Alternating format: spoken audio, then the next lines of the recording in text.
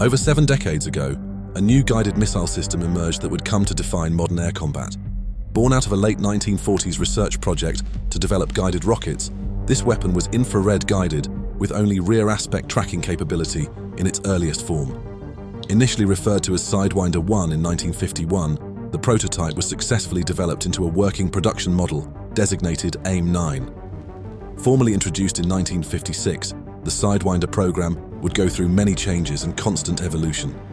Early models saw limited combat with Taiwan and later with US pilots in Vietnam, initially performing poorly. Rapid improvements followed. Since then, the Sidewinder has been carried or employed in nearly every Western air conflict. It has earned a reputation as one of the most reliable air-to-air weapons in history, all-aspect capable, and, in its latest form, the AIM-9X, virtually impossible to evade.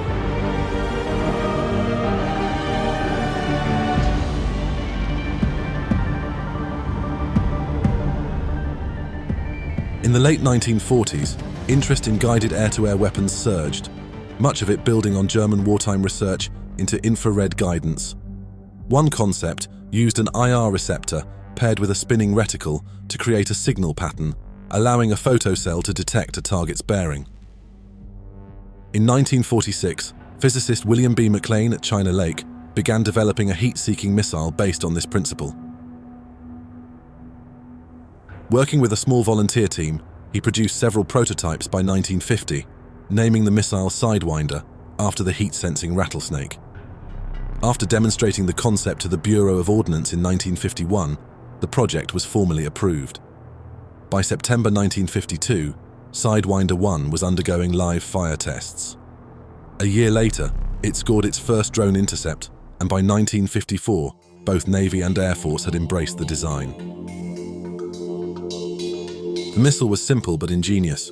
Control came via nose canards actuated by exhaust gas, and rollerons on each tail fin stabilized the missile without active electronics. A continuous rod warhead ensured lethal damage even on near misses. By 1955, the Navy had ordered 240 AIM-9A Alpha missiles for operational trials. They entered service in 1956, but were quickly overtaken by the improved AIM-9B Bravo. Introduced in 1958, the Bravo was the first full production model, with 80,000 built. Though limited to a 4-degree rear aspect field of view, it was a leap forward for its time, vastly more effective than guns, and soon adopted across NATO. In 1958, the Sidewinder was deployed in combat for the first time during the Second Taiwan Strait crisis. The Republic of China faced off against the People's Republic of China, with Chinese MiG-17s outmatching Taiwan's aging F-86 Sabres. In response, the US secretly delivered AIM-9B Sidewinders to Taiwan and modified Sabres to carry them.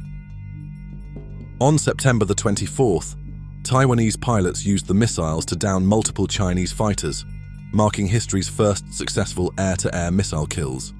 Though primitive by modern standards, the Sidewinder gave a decisive edge. Days later, a missile lodged itself in a MiG-17 without detonating. The Soviets recovered the missile and reverse-engineered it into the AA-2 Atoll, closing the technology gap.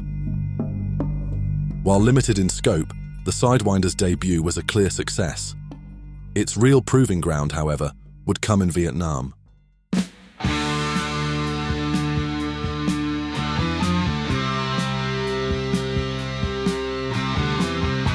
Before full-scale US involvement in Vietnam, the AIM-9B had been tested extensively, but largely against drones or slow, predictable targets like MiG-15s. As jet technology advanced into the 1960s, these test scenarios failed to reflect the realities of modern air combat. New fighters like the F-4 Phantom II and Soviet MiG-21 were faster, more agile, and armed with better radar. With closing speeds approaching Mach 2 and tighter maneuvering, early Sidewinders proved increasingly inadequate. Recognizing this, engineers began work on improved versions. In 1963, the Sidewinder 1C program produced 2 distinct paths: the AIM-9C, a radar-guided version for the F-8 Crusader, and the AIM-9D, a significantly upgraded infrared variant. While the 9C saw little success and scored no kills in Vietnam, the AIM-9D showed genuine promise. The AIM-9D retained the Sidewinder's core guidance method, but introduced major advances: a nitrogen-cooled seeker, increased tracking speed, and an improved Hercules Mark 36 motor extending range to roughly 18 kilometers. Its new ogival nose reduced drag, and the magnesium fluoride seeker dome allowed better IR transparency. A Mark 48 continuous rod warhead, triggered by IR or radar proximity fuse, dramatically boosted lethality. The seeker's field of view expanded to 25 degrees, narrowing to 2.5 degrees post-launch to reduce flare distraction. These changes offered pilots a much larger engagement envelope and a faster reacting missile. Although 5,000 units were planned, only around 1,800 AIM-9Ds were built before the Navy shifted focus to a further improved variant. By 1965, the AIM-9D was in frontline service. As the Vietnam War escalated, US aircraft increasingly clashed with North Vietnamese MiGs. The MiG-21, small and nimble, proved especially dangerous in close-range combat. Meanwhile, American doctrine still leaned heavily on radar-guided AIM-7 Sparrows, but these proved unreliable in practice. Rules of engagement required visual identification, often forcing pilots into dogfights where heat-seeking missiles like the Sidewinder were essential. Initial combat performance, however, was sobering. Pre-war projections estimated the AIM-9's kill probability at 65%. In practice, early Sidewinders achieved hit rates below 10%. These shortfalls were largely due to unrealistic testing. Most trials had involved level-flying drones with exaggerated IR signatures. In Vietnam's cluttered skies, under high-G maneuvering, the missile's limitations became painfully clear. To address this, the Air Force introduced the AIM-9E in 1968, its first Sidewinder variant tailored specifically for USAF needs. Based on the AIM-9B, it featured a blunt conical nose, a magnesium fluoride seeker dome, and a more compact internal optical system. It also introduced a thermoelectric cooler for sustained seeker operation and redesigned double delta canards for better maneuverability at high angles of attack. On paper, the 9E had a longer effective range and improved low-altitude performance, but in combat, results were underwhelming. Of 71 AIM-9E launches in 1972, only 6 kills were recorded, a performance blamed largely on poor aircrew training and the missile's still limited seeker capabilities. The Navy responded with the AIM-9G in 1970, a substantially upgraded version of the 9D. It replaced fragile vacuum tubes with solid-state electronics and introduced SEAM, Sidewinder Expanded Acquisition Mode, which allowed the missile seeker to be slave to radar or helmet cueing and track slightly off bore sight. This gave pilots more flexibility in acquiring targets before launch. Combined with improved scan rates and enhanced electronics, the 9G proved far more capable. These improvements bore fruit during the 1972 linebacker campaigns. With better pilot training, thanks in part to the newly formed Top Gun School, and improved missile performance, Navy pilots achieved a 46% hit rate using AIM-9Gs and remaining 9D stock, a dramatic leap from earlier years. Even so, there were reliability concerns. The repeated shocks of carrier operations sometimes damaged the older missile electronics. This led to the development of the AIM-9H later that year. Fully solid state, it retained the 9G's aerodynamics, but added stronger actuators and faster tracking, up to 20 degrees per second, making it more agile at low altitude. It also carried a more destructive warhead. Though it arrived late in the war and was produced in smaller numbers, the 9H was widely regarded as the most capable and reliable Sidewinder of the Vietnam era. The Air Force, still lagging behind, attempted to adopt the Navy's AIM-9G, but their aircraft lacked the nitrogen cooling systems needed. From 1968 to 1972, they relied on the AIM-9E, scoring limited success. In mid-1972, as the air war intensified, the USAF introduced the AIM-9J, a stopgap improvement. It featured a longer-burning motor, new canards, and better actuators, nearly doubling its turn rate. While not as refined as the Navy's Gulf and Hotel models, the Juliet still performed better than its predecessors, achieving a 13% kill rate in limited use. Around 7,000 were produced in the J and N series, forming the basis for the later AIM-9P, widely exported in the decades that followed. After Vietnam, the US Air Force dropped its separate Sidewinder development line and partnered with the Navy to create a next-generation missile. The resulting AIM-9L Lima, based on a modified AIM-9H, marked a major breakthrough. The first Sidewinder capable of true all-aspect targeting, able to lock onto an enemy from any direction, not just from behind.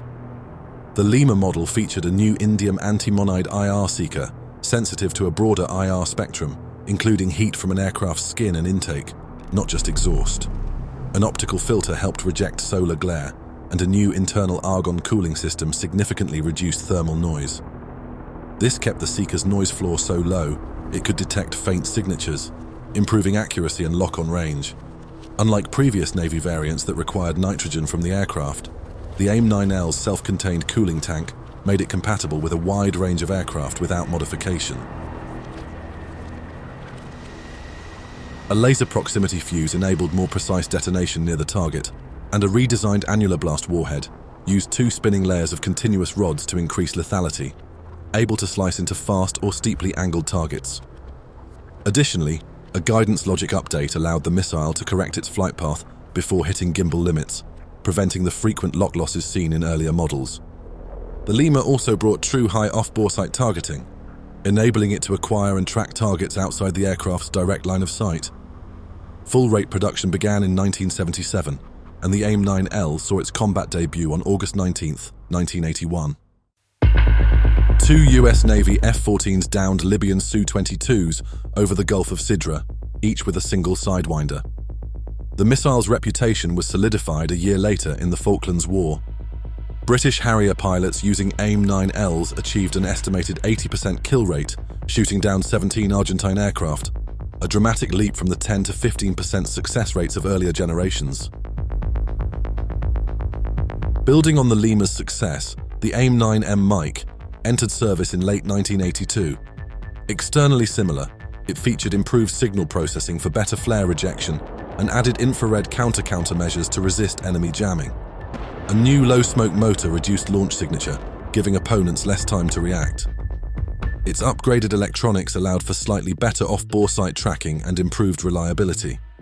The AIM-9M became the standard Sidewinder through the late Cold War, produced in large numbers and exported widely.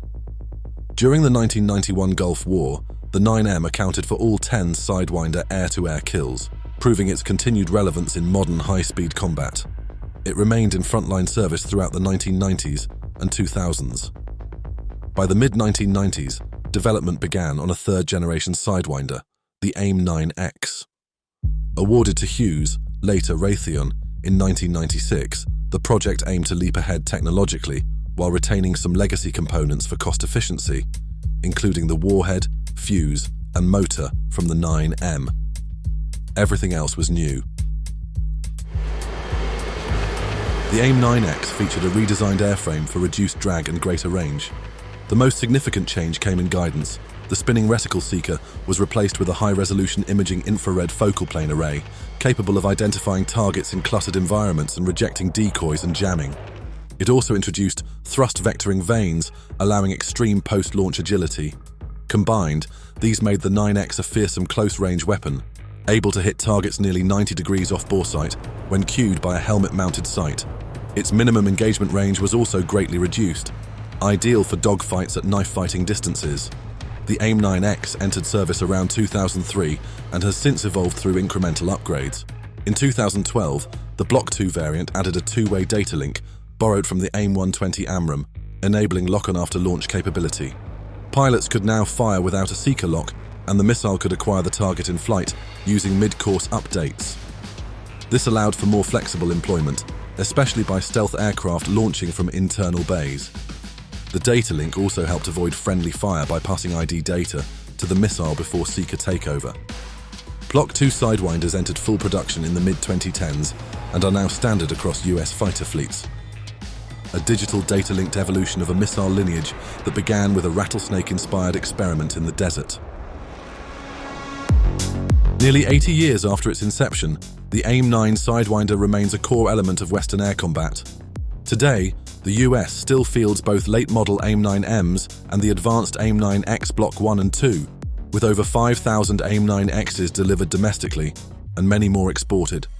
In the 2010s, work began on a proposed AIM-9X Block 3, designed to counter advanced jamming and stealth with longer range, a more powerful motor, and a safer warhead. Though ultimately cancelled in 2015, the concept underscored the missile's untapped potential. Despite competition from newer systems, the Sidewinder remains the most combat-proven air-to-air missile in the world. Its adaptability, reliability, and decades of refinement ensure that this iconic heat-seeker, born in a desert lab, will stay relevant on the world's front lines for years to come. For a deep dive into a more detailed history of the Sidewinder, check out our essay on Substack, links in the description.